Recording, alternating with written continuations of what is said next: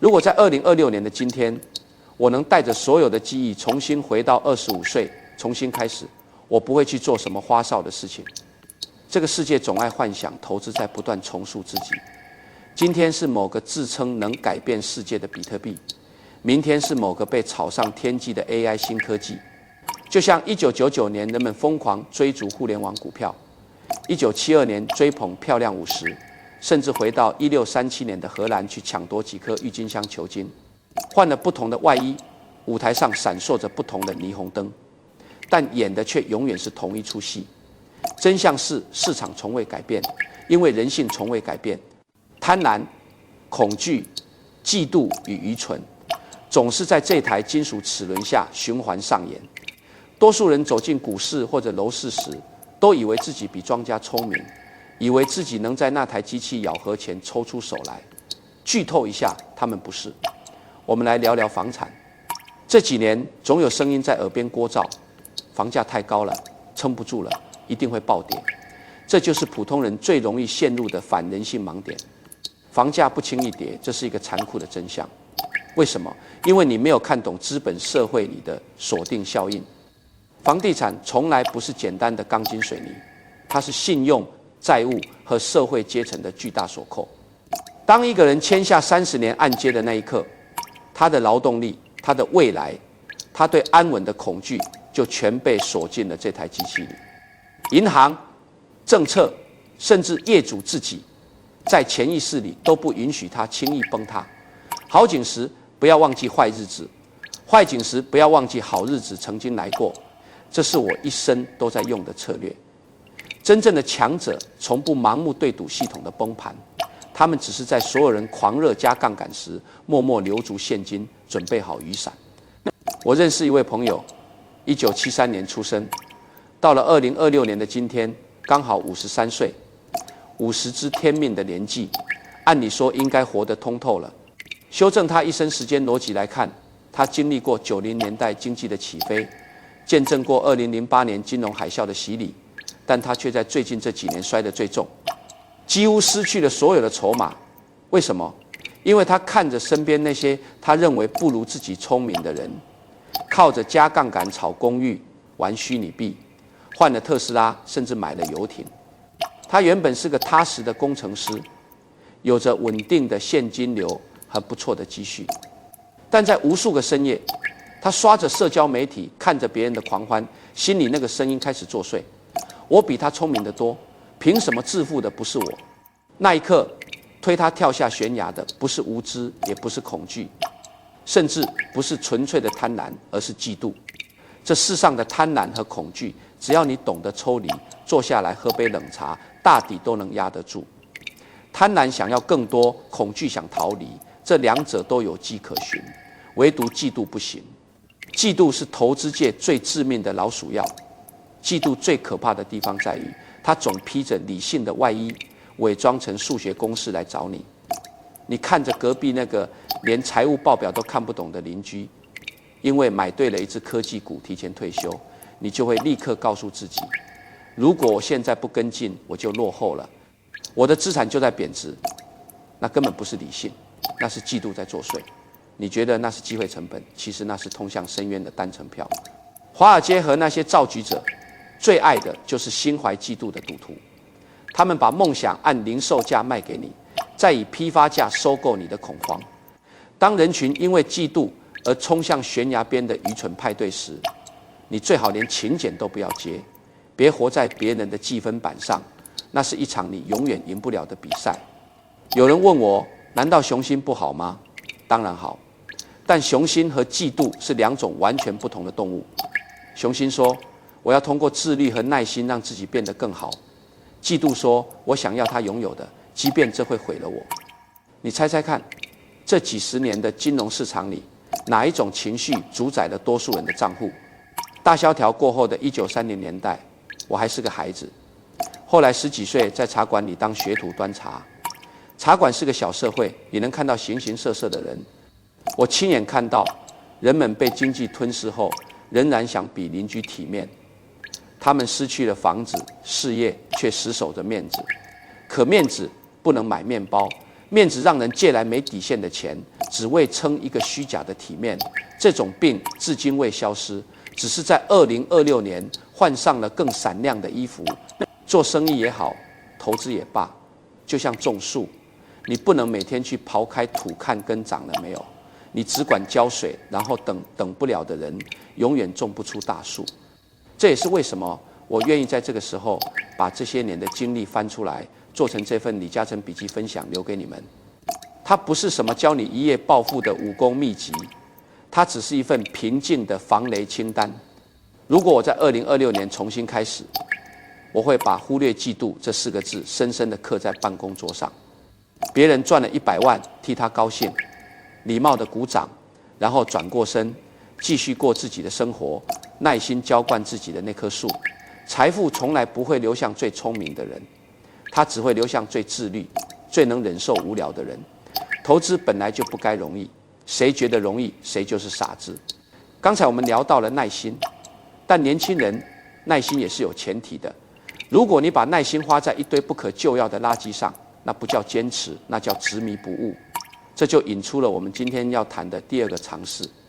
在投资和做生意的世界里，有一个非常古老，至今仍在诱惑着无数新手的陷阱，我把它称之为捡烟屁股的诱惑。什么叫捡烟屁股？想象一下，你走在繁华的中环街头，或者纽约的华尔街，看到路边有一大街别人扔掉的雪茄，它看起来脏兮兮的，糟糕透顶，但你仔细一看，嘿，好像还能再抽最后一口。最关键的是，这最后一口是免费的，或者是极度便宜的。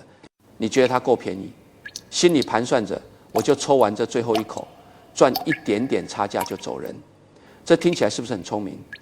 很多人在股市里，在房地产市场里，就是这么干的。他们整天盯着那些跌到谷底、基本面一塌糊涂的烂股票，或者去买那些地段极差、产权复杂的烂尾楼。他们觉得这东西已经被市场低估了，只要稍微反弹一下，自己就能像变魔术一样点石成金。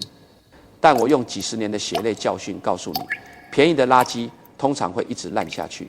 你买到的往往不是最后一口免费的烟，而是一堆随之而来的无尽麻烦。我早年刚在香港做生意，从塑胶花厂开始积累了一点资本时，也曾被这种思维诱惑过。那时是上世纪60年代，香港百业待兴，街边到处都是看似便宜的资产。我曾经看中过一些传统的零售店铺和即将被淘汰的旧式工厂，看账面数据，他们的资产似乎比开出的售价还要值钱，打个8折甚至半价就能盘下来。我当时以为那是一个千载难逢的便宜货，但我错了。我亲自跳进去才发现，有些行业，比如低端零售业，就是一个残酷的泥潭，竞争无休止，利润薄如纸，消费者的喜好瞬息万变。你要和那些口袋更深、地段更好、供应链更强大的巨头去对抗。每天一睁眼就是无休止的价格战，人员流失和库存积压。我在那场泥泞的战斗中学到了一个终生难忘的教训：你买进一个烂生意，它就会像一个黑洞一样，不断吸走你的精力、你的现金流，还有你本该用来做其他大事的时间。这不是一笔小损失，这是一笔巨大的隐形的亏损。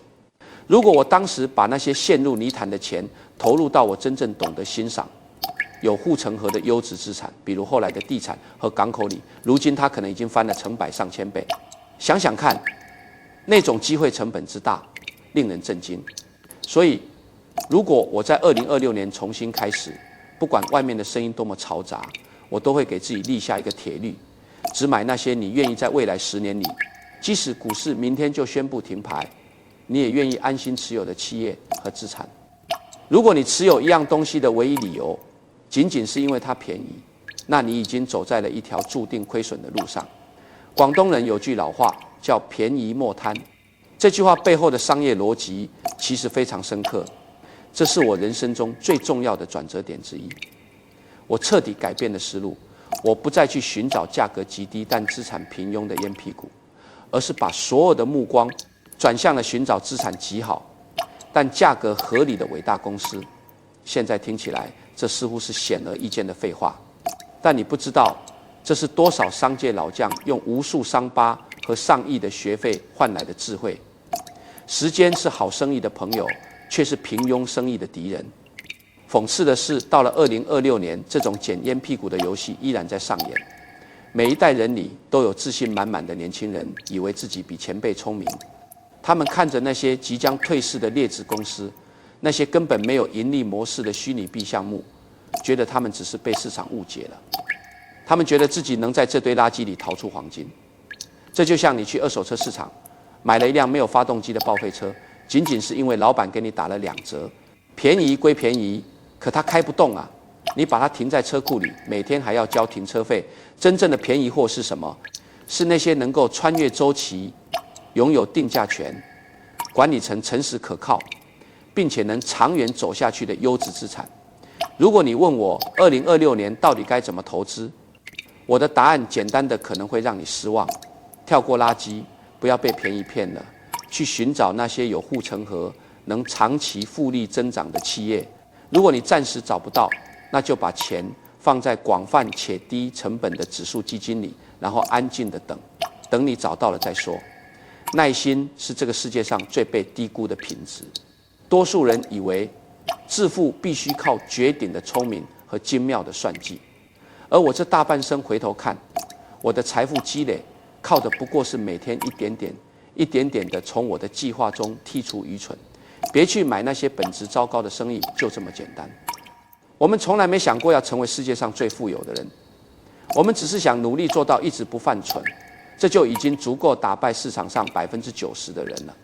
真正的便宜不是价格标签上的打折，而是它能在未来的10年里陪你走得很远。把这句话记下来，那些又臭又脏的烟屁股永远不要碰。不管别人吹嘘能在里面赚多少块钱，那都是带着毒药的诱饵。喝完这口茶，我们接着往下聊。当你学会了避开烂生意，你还需要面对一个更可怕的敌人。这个敌人不在市场里，而在你自己的脑子里，那就是傲慢以及它带来的毁灭性盲点。年轻的时候，我也曾以为在商业世界里，聪明就能赢。只要我的大脑转得比别人快，只要我的消息比别人灵通，我就能击败市场。但时间这位最无情的老师，让我看到了一个令人背脊发凉的规律：最聪明的人往往犯下最愚蠢的错误，因为他们无法想象自己会错，缺乏谦逊的自信，就像一颗在繁华闹市中失去控制、四处乱撞的生锈铁球，它会摧毁你辛苦建立的一切。我们来回忆一下历史，不管是在1929年的华尔街，还是在1997年亚洲金融风暴前夕的香港，或是2008年的全球海啸，每一次灾难来临前，市场的气氛都是惊人的相似。几乎所有人都坚信繁荣会永远持续，资产价格只会上涨。我记得在1997年之前，香港的房地产市场热火朝天，街头巷尾，连茶餐厅里的伙计都在谈论买楼收租，人人都信房价不会跌，整个家庭的负债借到极限，只因为他们无法想象买房会亏本这件事。当时有几个自诩绝顶聪明的商界朋友，劝我加重杠杆去拿地。他们拿出一叠叠精美的数据模型，信誓旦旦地向我证明香港的地土寸金永远是安全的避风港。但我退缩了，我告诉他们风太大了，我要收帆。结果呢，金融风暴一到，潮水退去。当年那些嘲笑我保守、坚信自己绝对正确的人，一夜之间被清盘。他们不再是光鲜亮丽的房主，而是银行门口绝望的破产者。问题从来不是无知，无知的人大多胆小，胆小反能保命。无知也可以靠后天的学习和耐心去弥补。真正的问题在于确定性，确定性会让人失聪，让人盲目。我这大半生坐在无数个企业的董事会里，见过太多这样的场景。一位穿着考究的高管站在投影仪前，做出一个极度乐观的盈利预测，底下的董事们纷纷点头附和。为什么？因为没有人想当那个显得愚蠢、不合时宜的质疑者。在一个所有人都看涨的房间里提出警告是需要极大勇气的，甚至会显得你很无能。然后现实往往会毫不留情地扇过来一巴掌。所有人都傻眼了。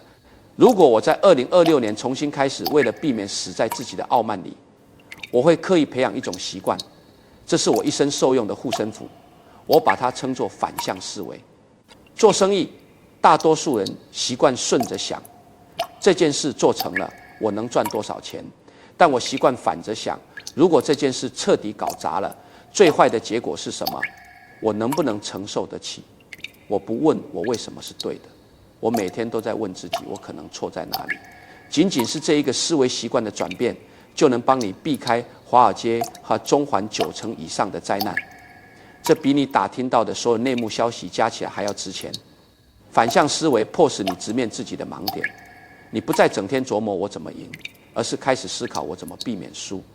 这是一种更高级、更聪明的生存方式。做生意就像造桥，你不能只计算这座桥应该承载多少重量，你必须计算出什么样的极端重量会压垮它，然后把它造得比那个极限更坚固。这就是我常说的，好景时不要忘记坏日子，坏景时不要忘记好日子曾经来过。我从不在顺境中规划顺境，我永远在太阳高挂的时候准备雨伞。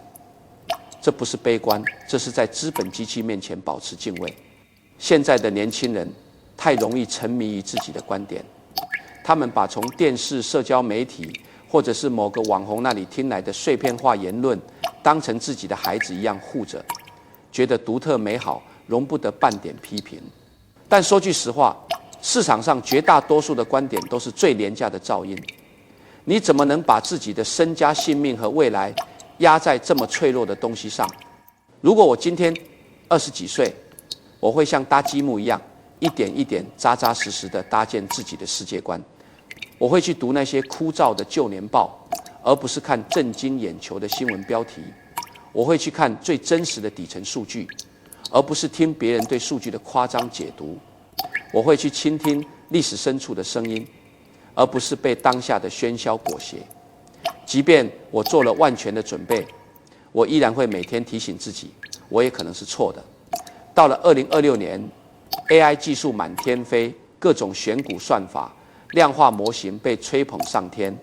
但我要告诉你，未来10年，一个投资者最宝贵的资产，绝对不是什么高科技的算法，而是谦逊。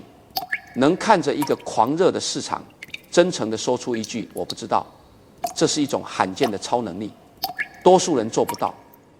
他们宁愿在人群中显得聪明，也不愿在独处时真正聪明。这就是为什么市场的财富永远只掌握在少数人手里。把你的观点当作一杯牛奶，他们是有保质期的，你不时得拿出来闻一闻，检查一下，不然它就会在你的脑子里发臭。当你对自己的判断太过自信时，你不只是面临亏钱的风险，更可怕的是，你失去了每一个投资者最赖以生存的东西——一颗开放、敬畏的心。市场不在乎你的自尊，不在乎你昨天的业绩，更不在乎你有多么确定，它只按自己的冷酷规律运行。如果你因为迷恋自己的看法而忽视现实的悬崖，市场会毫不犹豫地让你倾家荡产。所以，年轻人永远留一把伞，永远承认自己有盲区。当你放下了傲慢，学会了在不确定性中保护自己，你才真正有资格进入下一个阶段。那是一个很多人终其一生都没能跨过的门槛。如何从一个用时间换钱的打工人，蜕变成一个让钱为你工作的拥有者？喝口水，我们继续聊。当你放下了傲慢，你的眼睛才能真正看清社会财富的底层逻辑。而在这套逻辑里，最大的谎言就是把高薪等同于富有。我在香港中环见过太多衣冠楚楚的年轻人，他们拿着顶级大学的文凭，在跨国投行、外资大厂里做着令人羡慕的高管。他们可能年薪数百万，出入5星级酒店，名片上的头衔一行比一行长。他们是社会公认的精英，但我看着他们，有时会觉得有些可惜，因为他们中的绝大多数人一辈子都跨不过一道无形的门槛，他们永远困在一台名为职业主义的跑步机上。即便身家千亿，我依然戴着几十年前的手表，穿着简单的深色西装。我认为炫耀是一种软弱，真正的强者从不需要向外证明什么。但那些深陷职业主义的高管们不行，他们必须买昂贵的跑车，住最高档的公寓，把孩子送进最贵的私立学校。为什么？因为他们要向老板、向同行证明自己的身价，他们的体面是建立在别人的目光和公司的平台之上的。这就是打工者的困境。你用你最宝贵的资产时间去换取金钱，但时间是线性的，一天只有24小时。当你停止奔跑，当你生病，或者当你老去，这台提款机就戛然而止了。钱是最容易失去的东西，但一个人的品格一旦建立，比任何资产都难被摧毁。这才是我真正想留给孩子们的东西。品格之中最重要的一环，就是建立拥有者的思维，而不是打工者的思维。这两者的差别比天和地还要遥远。职业主义者关注的是简历、上司的脸色和年度绩效考核，他们每天写着讨好上级的备忘录，想着如何在下一个季度拿到奖金，如何爬上公司晋升的下一个梯子。为了解决眼前的季度报表，他们甚至会牺牲公司长远的利益。而拥有者关注的是什么？是建设、责任、长期的价值，以及最核心的权益。我年轻的时候认识一位非常聪明的大律师，他按小时计费，收费极高，每天忙得脚不沾地。他看不起那些在九龙城寨附近开着破旧小工厂的老板，觉得他们满身铜臭，又没有文化。但后来我看到了真正的区别。那位大律师，只要他停止接案子，他的收入就归零，他不敢生病，不敢休长假。而那位开小工厂的老板，虽然工厂看起来不起眼，但他拥有一台机器、一条生产线、一块地皮。当他晚上睡觉的时候，他的工厂还在为他生产价值。那一刻我顿悟了，如果你只用时间换钱，你永远是一只在轮子里奔跑的仓鼠。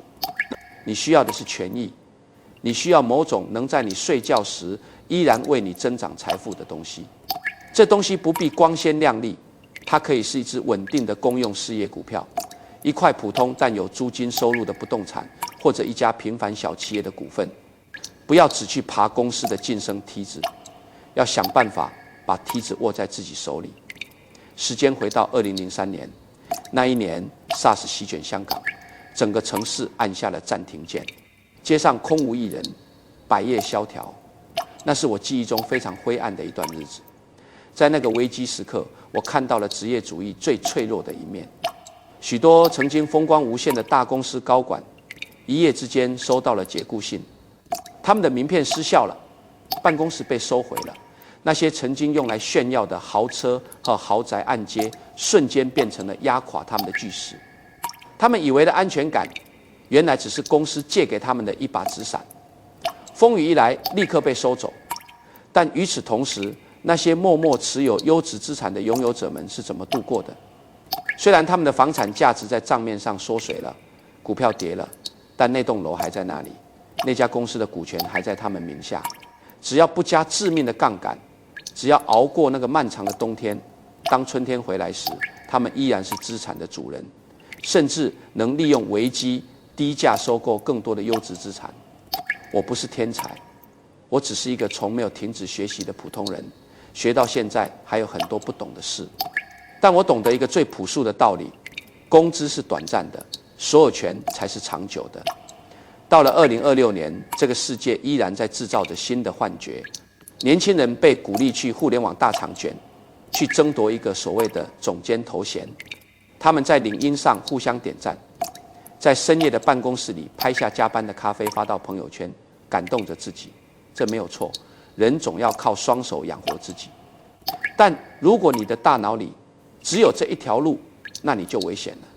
如果你今天20几岁，我给你的建议是尽早让你的收入结构从职业型转向拥有型。这并不意味着让你明天就冲动的辞职去创业。创业九死一生，不是每个人都适合。真正的拥有者思维是把你在职场上辛苦赚来的储蓄，源源不断地引导到那些能产生生产力的资产中去。每当你领到薪水，不要先去想着换一部最新款的手机，或者买一个名牌包来犒劳自己。你应该拿出一部分钱，去买下这个世界上最优秀公司的微小切片，比如广泛低成本的指数基金。当你买入的那一刻，你就从一个纯粹的消费者和打工者，变成了一个微小的资本家。你在雇佣那些顶级的 CEO， 世界上最聪明的工程师为你打工。这是一种心智的彻底转换。你不再只是为了钱工作，你开始让钱为你工作。我认识一些朋友，他们一辈子没有做过什么惊天动地的大生意，有的人只是一个普通的教师，有的人是一个安静的牙医，但他们几十年如一日，把结余的钱买入优质的股票和房产。到了晚年，他们的财富远远超过了当年那些不可一世、年薪千万却挥霍无度的企业高管。差别在哪里？职业人想着升职，拥有者想着复利。真正的安全感从来不是别人给你的头衔，而是你能在多大程度上掌握自己时间的定价权。这条路一开始走得很慢，甚至有些憋屈。当你的同事都在炫耀新车时，你可能只能看着自己证券账户里缓慢爬升的数字。但请相信，一个经历了无数次经济周期考验的老人，虚荣心是最不值钱的东西。当潮水退去，真正能拖住你和你家人的，不是你昨天的头衔，而是你今天手里实实在在的权益。当你拥有了属于自己的梯子，你就不会再对突如其来的风暴感到恐惧，因为你知道，真正的考验往往隐藏在人性的软弱和纷争之中。接下来，我们就要聊聊，在漫长的财富之路上，如何避开那些会让你致命的毒素。先喝口茶，有了梯子还不够，你还得保证自己不管风吹雨打，都不会从梯子上狠狠地摔下来。很多人喜欢和我谈收益率、谈增长、谈下一个10年的风口在哪里，但在我的商业字典里排在第一位的词永远是生存。活下去，这是一道极其冷酷的算术题。如果你算错了，就算你前面做对了100次，最后的结果依然是0。我13、14岁的时候，为了躲避战乱，跟着家人逃难到了香港。没过多久，我的父亲就因为肺病去世了。那个年代没有什么社会保障，一个14岁的孩子突然之间就要扛起养活母亲和弟妹的重担。我在茶楼里端茶递水，每天工作10几个小时，看着那些穿着西装、曾经体面的人，因为生计所迫，在街角低声下气。很多人喜欢浪漫化苦难，说什么苦难能塑造性格，这只说对了一半。苦难教给我最深刻的一课是，一旦你失去了底线的防护，安稳和尊严会消失得极其迅速。所以我这大半生都在防备灾难。我永远假设繁荣不是永久的，灾难是必然会来拜访的周期。而在防备灾难的这张清单上，我排在第一位要远离的毒药就是不必要的债务。在2026年的今天，借钱实在太容易了。只要你在手机上点几下，各种消费贷、信用贷，甚至投资账户里的融资杠杆，就会像免费的糖果一样送到你嘴边。那些华丽的广告告诉你，借钱是为了提前享受生活，加杠杆是为了加速实现阶层跃升。但我要告诉你，债务就像一把匕首，落在极少数真正有纪律的顶级高手手里，它或许是有用的工具，但对于绝大多数普通人来说，他们最终都会拿这把匕首刺伤自己。为什么我一辈子都极度厌恶不必要的债务？因为杠杆给你的仅仅是虚幻的速度，而它剥夺的是你对自己人生的控制权。杠杆能给你追赶世界的速度，但它会在悬崖边夺走你踩刹车的权利。我亲眼见过1997年亚洲金融风暴时，那些平日里开着平质跑车、住着半山豪宅的商界红人，因为资金链断裂，被银行无情的逼债。银行从来不在乎你过去有多风光，也不在乎你有多努力，他只在乎你今天能不能还上那笔到期的利息。一旦你还不上，他就会把你请出局，拿走你辛辛苦苦积累了一辈子的一切。想要慢慢的、安全的变富，第一步就是远离那些你还不起的债务。这听起来一点都不刺激，甚至有些枯燥，但它能让你在任何时代都刀枪不入。除了债务，第二个会悄悄偷走你财富和人生的东西，叫做纷争。人的精力和情绪是有限的，我们能够用来清晰思考、做决策的脑力，就像每天只有那么一小杯的水。但多数人是怎么做的呢？他们把这杯宝贵的水泼在了办公室的政治内耗里，泼在了家庭无休止的争吵中，甚至泼在了网络上和陌生人的唇枪舌剑里。我在做生意的时候，如果发现一个合作伙伴或者一个项目，它带来的不是纯粹的商业逻辑，而是无休止的戏剧化纠纷、情绪勒索和人际干扰，我会毫不犹豫地斩断联系，哪怕这个项目看起来利润丰厚。为什么？因为被愤怒、怨恨或焦虑填满的人是无法清晰思考的，而清晰思考是你在这台冷酷的资本机器面前仅存的唯一优势。人生的破产往往不是从账户清零开始的，而是从你把时间挥霍在无谓的纷争那一刻开始的。年轻人，你要学会像处理暴雷的烂股票一样，去处理你身边那些烂关系，丢掉、走开，不纠缠。你为自己省下的情绪和时间，也会像金钱一样，在未来的岁月里为你产生巨大的复利。最后，这道生存算术题里还有一个关键变量，你要严格筛选你身边的同路人，远离愚人。这句话听起来有些刺耳，但这是无比真实的尝试。愚蠢和非理性是会传染的。如果你整天把自己包围在那些投机倒把、渴望一夜暴富、满嘴谎言的赌徒中间，久而久之，你的行为模式也会变得和他们一样。到了2026年，社交媒体给了每一个愚人一个超级扩音器，他们会冲着你吼叫，告诉你哪里有稳赚不赔的虚拟币，哪里有下一只暴涨的妖股。如果你去听信这些噪音，你离破产就不远了。我这一生对合作伙伴的筛选极度严苛，我不要求他们绝顶聪明，但我要求他们必须诚实、理性、有底线。生意的本质是人与人之间的信任。我常常告诫身边的人，失去一个客户，损失的是钱；失去一个人的信任，损失的是你的未来。那些轻浮的、喜欢吹嘘的、靠嫉妒和债务活着的人，他们不仅会毁了自己，还会把信任他们的合作伙伴一起拖下水。我的过滤机制非常简单，只要发现对方在信用上有过一次恶意的瑕疵，这扇门就永远对他关闭了。别欠不该欠的债，别卷入消耗灵魂的纷争，别和没有信用底线的蠢人混在一起。只要把这3件事从你的生活里彻底剔除，你就已经大大提升了你在这个残酷世界里的生存几率。这套方法一点也不光鲜亮丽，你可能永远不会成为晚宴上最引人注目的焦点，但你会保持清醒、自由和财务的绝对稳健。而在漫长的人生旅途中，自由是无价的。当你清理干净了这一切，剩下的事情就非常简单了。喝完这口茶，我们就来聊聊这份笔记的最后一页：时间的魔法。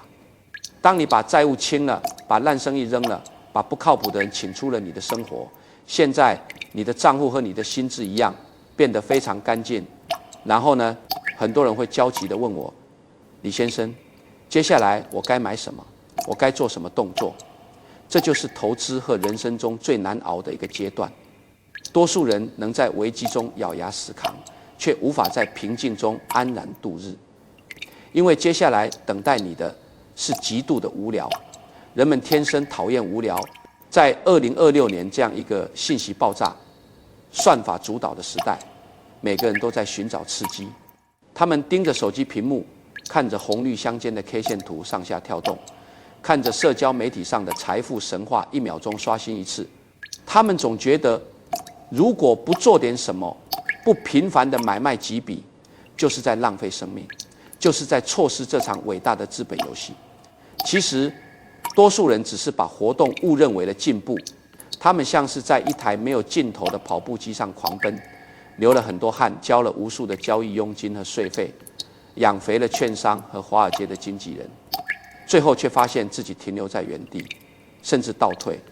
真正的机会从来不按日程表到来，它不会每天敲你的门，也不会每周在新闻头条里向你招手。机会从不敲门，它只是悄悄站在门口，等你准备好了，它再进来。多数人以为财富来自于天才的灵光一现，其实真正的财富是在等待中慢慢熬出来的复利。我说过，我从不做5年以内能看到结果的生意。我买入，然后等待。外界总喜欢把我写成一个拥有着上帝视角，总能精准踩中时代脉搏的神人。其实哪有什么神仙般的先见之明？我不过是比别人多了一点定力罢了。我买下的那些港口、基建、零售网络，不是因为我知道他们明天就会涨，而是因为我看懂了他们长期的价值。不是因为我有先见之明，而是因为我有足够的耐心做生意、投资资产。就像看着墙上的油漆变干，或者看着院子里的花盆长出树苗，这个过程乏味至极，没有烟花，没有掌声，没有刺激的多巴胺，也没有人会为你每天的平静生活点赞。但如果你忍得住这种寂寞，不去随意刨开土看根长了没有，总有一天你会醒来，发现那堵墙的颜色已经完美无瑕，那棵树已经长成了可以为你遮风挡雨的参天大树。等不了的人永远种不出大树。刺激意味着昂贵与破产，无聊意味着安全与自由。当然，在这条漫长而无聊的路上，如果你能找到1、2个价值观一致的同路人，那是极大的幸运。我和我的团队合作了几十年，我们之间没有什么惊天动地的戏剧性事件，更没有商战电影里那些勾心斗角的桥段。为什么？因为我们相信尝试，我们从不迎合彼此的坏主意。如果有人提出了一个被贪婪驱使、看似能赚快钱但风险极大的蠢计划，我们会直言不讳地否决。我们不会为此生气，因为我们都知道，我们的目标不是维护可笑的自尊心，不是比谁更聪明，而是探寻真相，然后一起活下去。如果你在2026年还是个年轻人，听我一句劝，不要只去寻找什么稳赚不赔的投资机会，去寻找盟友吧。一个理性的、懂得克制的，在金钱上绝对诚实的伙伴，比100个聪明绝顶但见风使舵的熟人要值钱得多。错误的合伙人会比熊市更快让你沉默，而对的同路人会在世界疯狂时轻轻拉住你的衣角，让你脚踏实地。说到底，这套跨越周期的财富公式无聊得令人发指，花的比赚的少，积极储蓄，避开致命的债务，把钱放在你真正理解的有生产力的资产里，哪怕只是最笨的指数基金，然后安静地坐着，就这么简单。没有魔法，没有捷径，没有什么大师的神秘代码。财富从来不会流向最聪明的人，它只会流向最自律的人。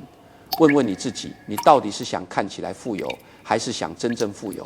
两者截然不同。看起来富有，意味着你被债务绑架，被嫉妒驱使，穿梭在无休止的纷争和虚荣的社交场里；而真正富有，意味着你拥有了不被任何人打扰的权利，拥有了一份不惧怕明天醒来会失去一切的安稳的心境。这壶茶已经没有味道了，夜也深了。我这一生经历过战乱、贫穷、失去挚爱的痛楚，也见证过无数次大厦崩塌与平地起高楼。我想留给你们的，从来不是什么赚钱的技巧，因为钱是赚不完的，但你的人生只有一次。不管未来的资本机器如何轰鸣，不管2026年之后的世界会换上什么样的新装，只要你守住这些最笨、最简单的常识，你就不会被碾碎。去睡个好觉吧，明天太阳升起时，照常去浇灌你自己的那棵树。